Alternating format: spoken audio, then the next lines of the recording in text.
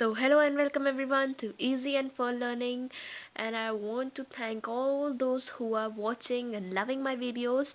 So, thank you for the love and support, guys. And I'll try to keep uploading videos, and you keep sharing, giving a thumbs up, and subscribing my channel. And thanks a lot. तो आज हम पढ़ेंगे नौबत खाने में इबादत, जिसे लिखा है यतेंद्र मिश्र जी ने। तो पहले हम जानते हैं ये जो शब्द है नौबत खाने, इसका मतलब क्या है। नौबत खाने का मतलब होता है ये एक तरह का प्लेस है, मतलब किसी भी होली प्लेस के एंट्रेंस पर हमने देखा होगा कई बार कि कुछ लोग बैठते हैं, शहनाई बजाते हैं और बहुत ही मंगल ध्वनि में बजाते हैं। तो जो प्रवेश द्वार के ऊपर मंगल ध्वनि बजाने का स्थान होता है उसे हम नौबत खाने कहते हैं। तो है सन 1916 से 1922 के आसपास की काशी, पंचगंगा घाट स्थित बालाजी मंदिर की ड्योढ़ी मतलब दहलीज। सो ये जो स्टोरी है वो सन 1916 से 1920 के आसपास की है और काशी की है। पंचगंगा के घाट में स्थित एक बालाजी मंदिर है और उसी मंदिर की दहलीज में से निकल रही है मंगल ध्वनि, नौबत खाने से निकलने वाली मंगल ध्वनि। अमीरुद्दीन अभी सिर्फ 6 साल का है और बड़ा भाई शस्मुद्दीन 9 साल का। तो ये जो यहाँ अमीरुद्दीन की बात हो रही है ये है बिस्मिल्लाह खां, जिसके बारे में हम इस पूरे चैप्टर में पढ़ेंगे। तो अमीरुद्दीन जब 6 साल के थे, उनके एक बड़े भाई भी थे शस्मुद्दीन जो 9 साल के थे। अब अमीरुद्दीन को पता नहीं था कि राग किस चिड़िया को कहते हैं, मतलब उन्हें उस उम्र में 6 साल की उम्र में म्यूज़िक के बारे में और साउंड के बारे में कोई भी नॉलेज नहीं थी। और जो राग होती है उन्हें लगता था पता नहीं ये है क्या। और ये लोग हैं माबू जान वगैरह जो बात बात पर भीम पलासी और मुल्तानी कहते रहते हैं। क्या वाजिब मतलब हो सकता है इन शब्दों का। तो यहाँ पे यही पता चलता है कि वो बहुत छोटे रहते हैं, उन्हें कुछ भी नहीं पता होता है कि ये रियाज राग रागनियाँ ये सब है क्या। तो क्या वाजिब मतलब हो सकता है इन शब्दों का, इस लिहाज से अभी उम्र नहीं है अमीरुद्दीन की जान सके इन भारी शब्दों का वज़न कितना होगा। अभी उन्हें यह भी नहीं पता था कि इन शब्दों का वास्तविक अर्थ, वास्तविक मीनिंग है क्या। खोया इतना ज़रूर है कि अमीरुद्दीन व शस्मुद्दीन के मामदोए, मतलब 2 मामा थे उनके। पहले थे सादिक हुसैन और अली बख्श, और वो दोनों ही जो हैं देश के जाने माने शहनाई वादक हैं। विभिन्न रियासतों के दरबार में बजाते रहते हैं। रोज़ नामचे मतलब डेली रूटीन में बालाजी का मंदिर सबसे ऊपर आता है। तो जो अमीरुद्दीन के दोनों मामा हैं सादिक हुसैन और अली बख्श, वो भी बहुत जाने माने शहनाई वादक हैं और वो अलग अलग जगह जाकर शहनाई बजाते हैं। पर जो सबसे पहली जगह है जहाँ वो शहनाई बजाने जाते हैं वो है बालाजी का मंदिर। हर दिन की शुरुआत वहीं ड्योढ़ी पर होती है। ड्योढ़ी मतलब जैसे मैंने बताया था दहलीज। तो उनकी हर दिन की शहनाई बजाने की शुरुआत बालाजी के मंदिर की ड्योढ़ी से, वहीं के दहलीज से होती थी।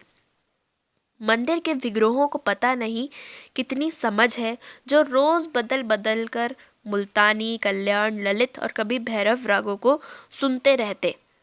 और वो भी जो थे अलग अलग तरह के म्यूज़िक बजाते थे। ये ख़ानदानी पेशा है अली बख्श के घर का। उनके अब्बा जान भी यहीं ड्योढ़ी पर शहनाई बजाते रहते थे। तो ये जो परंपरा है कि बालाजी के मंदिर की ड्योढ़ी पे शहनाई बजाना, ये उनकी ख़ानदानी परंपरा है, क्योंकि उनके जो अब्बा जान रहते हैं वो भी वहीं पर शहनाई बजाया करते थे। अब हम पढ़ेंगे अमीरुद्दीन के बचपन के बारे में। अमीरुद्दीन का जन्म डुमराव बिहार के एक संगीत प्रेमी परिवार में हुआ। 5-6 वर्ष डुमराव में बिताकर वह नाना के घर ननिहाल काशी में आ गया। तो जो अमीरुद्दीन है उनका जन्म तो वैसे डुमराव बिहार में हुआ था, और जो उनका परिवार था वो पहले से ही बहुत ही संगीत प्रेमी परिवार था। पर जैसे ही वो 5-6 वर्ष के हुए तो वो अपने नाना के घर आ गए। नाना के घर को ननिहाल कहते हैं। तो वो नाना का घर क्योंकि काशी में है तो वो ननिहाल काशी में आ गए। अब डुमराव का इतिहास में कोई स्थान बनता हो ऐसा नहीं लगा कभी भी, पर यह ज़रूर है कि शहनाई और डुमराव एक दूसरे के लिए उपयोगी हैं। तो हम देखेंगे कि जो डुमराव स्थान है और शहनाई, इन दोनों का क्या रिलेशन है आपस में। तो शहनाई बजाने के लिए रीढ़ का प्रयोग होता है। रीढ़ अंदर से पोली होती है जिसके सहारे शहनाई को फूंका जाता है। तो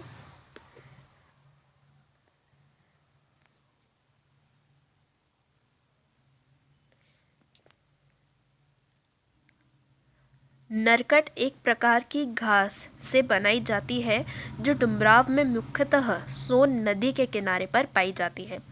तो शहनाई बनाने के लिए जो रीढ़ का प्रयोग होता है वो कहाँ पाई जाती है, वो सोन नदी के किनारों में पाई जाती है। इतनी ही इम्पोर्टेंस है डुमराव की शहनाई के साथ। तो इतनी ही महत्ता है इस समय डुमराव की, जिसके कारण शहनाई जैसा वाद्य बजता है। वाद्य मतलब म्यूजिकल इंस्ट्रूमेंट। फिर अमीरुद्दीन जो हम सबके प्रिय हैं, अपने उस्ताद बिस्मिल्लाह खां साहब हैं। तो अमीरुद्दीन और बिस्मिल्लाह खां एक ही है। उनका जन्म स्थान भी डुमराव ही है। इनके परदादा उस्ताद सलार हुसैन खां डुमराव निवासी थे। बिस्मिल्लाह खां उस्ताद पैगंबर बख्श खां और मिट्टन के छोटे साहबजादे थे। तो उनके जो परदादा थे वो भी डुमराव के ही रहने वाले थे, और जो बिस्मिल्लाह खां के उस्ताद थे पैगंबर खां और मिट्टन, बिस्मिल्लाह खां उनके छोटे साहबजादे थे। अब फिर हम आते हैं नेक्स्ट पैराग्राफ पे कि अमीरुद्दीन की उम्र 14 साल है। मसलन बिस्मिल्लाह खां की उम्र अभी 14 साल है। वहीं काशी है, वही पुरानी बालाजी का मंदिर जहाँ बिस्मिल्लाह खां को नौबत खाने रियाज के लिए जाना पड़ता था। तो उनकी उम्र अब 14 साल हो चुकी है, और वो भी जैसा उनकी ख़ानदानी परंपरा है वो भी अब रियाज के लिए बालाजी के मंदिर में जाने लगे।